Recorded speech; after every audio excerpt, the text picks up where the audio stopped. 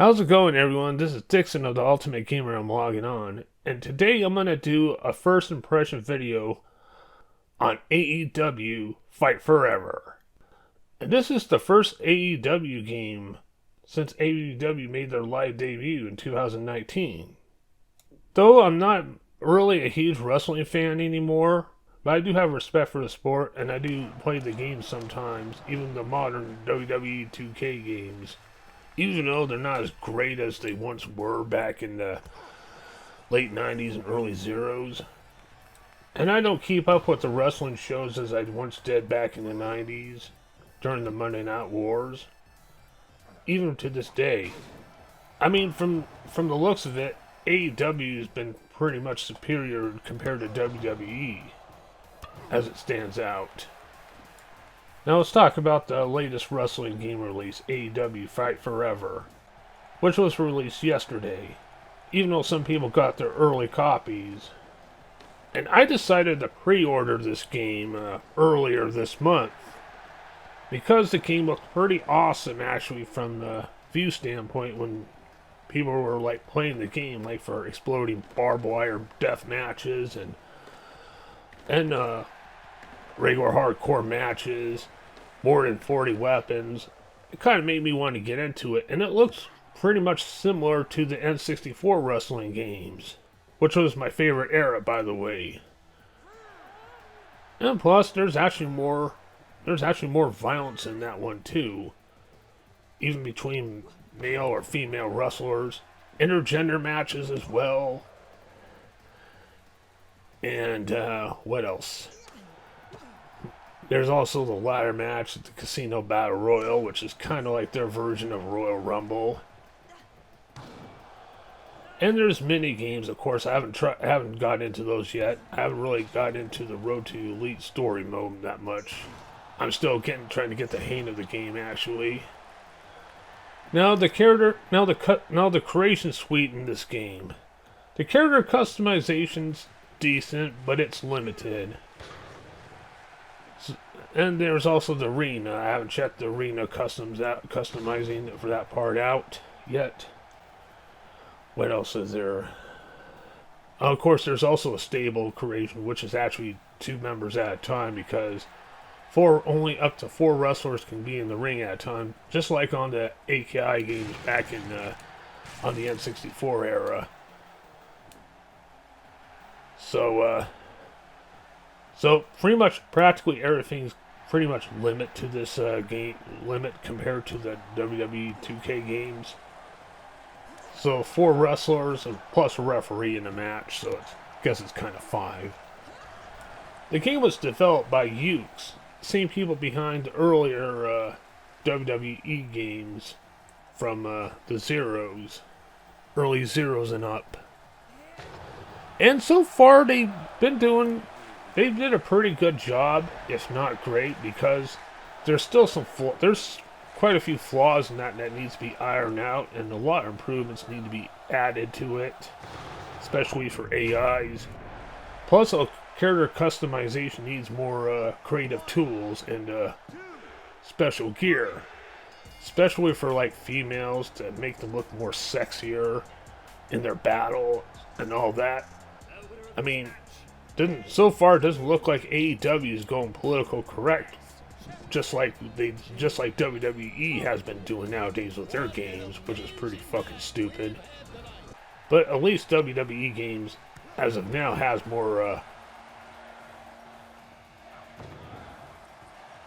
creative stuff for their characters and for their arenas and belts and entrances and etc.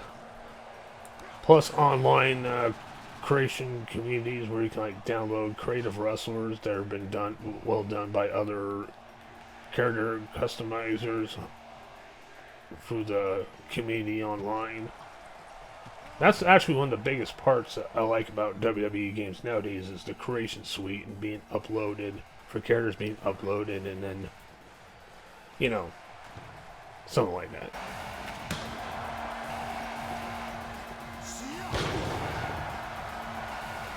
It looks like the ring's gonna go kaboom in just one moment. 5, 4, 3, 2, oh, motherfucker. 1. Kaboom! Yeah, that's what I'm fucking talking about. That was awesome. Look, that smoke coming in. Oh shit, this is getting out of hand. Too much of that smoke coming out of the explosion. Covering my throat. Oh boy, what's there to say? Oh, is he gonna try to fumble it?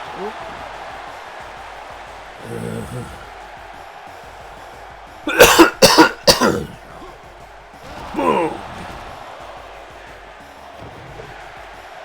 Listen to this crowd saying, holy shit, holy shit, holy shit, holy shit. Ooh, the Judas effect.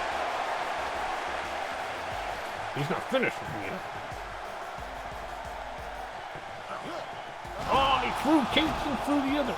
Jericho threw Kingston through the other table.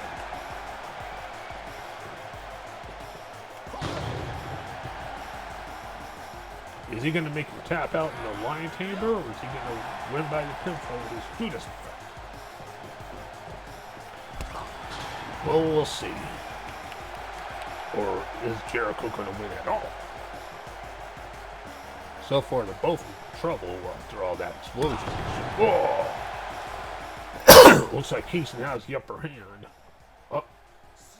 Ooh. Oh, looks like Kingston's getting...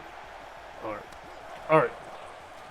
To be honest, there's not a whole lot to say about this game yet. Just hopefully they'll have some better updates for this game in the future.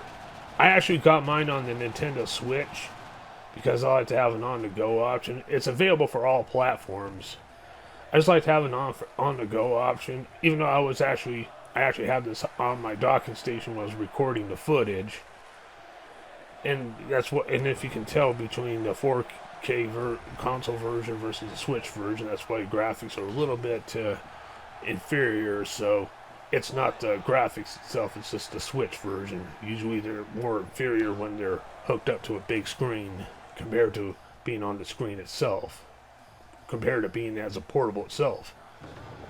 And come to think of it, this is actually the first Switch game I actually talked about since I actually got my Switch back in 2018. It's the first time I practically got the footage recorded, because I actually haven't been recording console footage in years, because I've been doing PC capturing footage, and only console footage I've been getting is the emulator game footage.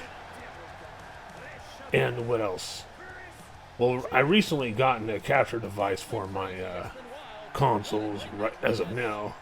Needed to get a new one because the old ones are dated. So, I'm pretty much set now, I think. Well, anyway, that's all there is. AEW Fight Forever, I would not recommend it at full price. I'll probably wait for it to go on sale or wait for the game to get updated in order to get more into it. Hopefully it does get updated, because I like what they did with this game so far. Well, anyway, thank you all very much for watching and listening. This is Dixon of the Ultimate Gamer. I'm logging off.